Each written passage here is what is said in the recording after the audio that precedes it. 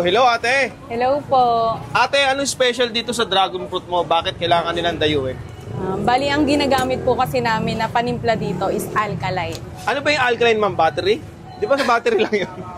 Bali, ano po siya, yung pinaka-purified na water po. Tubig. Akala ko battery. So, ano siya, ma'am? Sobrang linis na tubig na ginagamit nyo dito. Sige, ma'am. Magpatingin mo ako ng yung malaki. 70. Ayan, 70 pesos. Ayan. Tingnan ko, ma'am, paano ginagawa mo. Ayan. Ayan, ma'am. Bali, nilalagyan po ng condense. Condense? Tapos, tsaka po lalagyan ng dragon fruit juice. So, ano ako curious, ma'am, matamis ba yan o maasim o ano? Ay, hindi po. Bali, ang lasa niya po, sakto lang. Hindi po maasim, hindi matamis. Balance lang po ang Balance. Kasi pag sobrang tamis po, nakakaumay. Ilang yelo? Depende po sa vlogger. Ano naman yan, sir? Ito po yung strawberry. Joke lang. Strawberry jam. Ito po yung dragon fruit na ginayat po namin na puro para nakikita po nila kung paano po namin nilalagyan ng tapos. Bali, dragon fruit yan, sir. Yes po. Dragon fruit po. Tapos, yun. Isang scoop lang po, wala pong vlogger. Opo. Yan po. Yun. Bali, sir, yung ganyang kalaki, magkano po yan? 70 pesos po. 70 pesos yan. Yes po, opo. Pagka basher po namin, 69 na lang po. Yeah.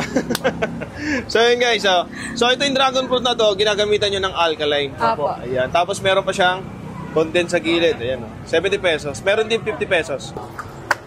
Yun. So guys, ito na yung nag-viral na dragon fruit with alkaline. Ayan guys. So, ang kakaiba sa kanya guys, yung tubig na ginamit niya, yun nga, tulad na nabanggit ko, may alkaline. So, akala ko sa battery lang yun. Nilalagay na rin pala sa ano yun.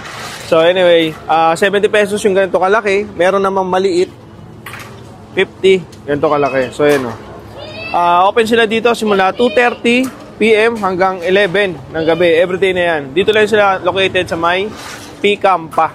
Ayan, sa may kanto ng Idolos Reyes, Palok, Maynila. Ayan. 467. Oo. So tikman na natin. Ayan.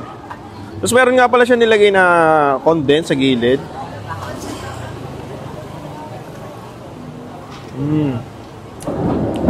Creamy siya. Sakto lang yung tamis niya. Tama yung sinabi ni ate.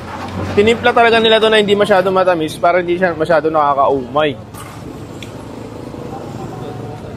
Tapos separate nila nilalagay sa ibabaw yung mismong para mga buto-buto. Yung ginayat na na dragon fruit mismo. Ayun. Ang sarap mismo. Ang sarap niya. Malalasa mo yung gatas. Hindi naman siya sobrang tamis. Naman tama.